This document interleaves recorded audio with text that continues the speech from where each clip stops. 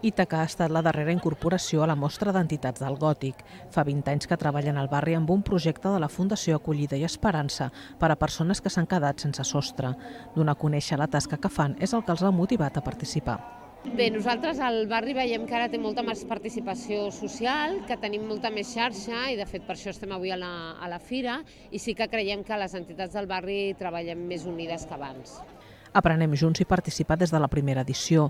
El que més en valoren són les relacions de col·laboració que s'estableixen entre les diferents entitats. És fantàstic perquè, és clar, la gent pot socialitzar amb altres grups, hi ha gent que fan coses aquí que no els coneixíem, doncs ara fem aquest intercanvi i això enriqueix molt el treball que estem fent.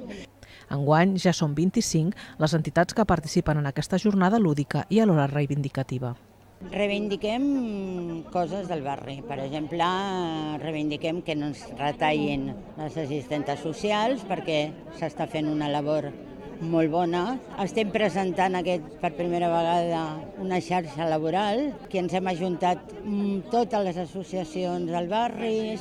Un esperit reivindicatiu que també va recollir Quico de la Serra en el pregó que va obrir la mostra.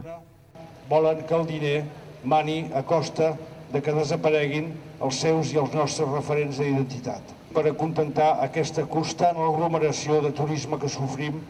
Em sembla imprescindible i molt necessària. I la gent s'apunta en aquestes iniciatives, la gent gran, els nens, la gent jove, per assentar aquest barri i fer-lo més humà.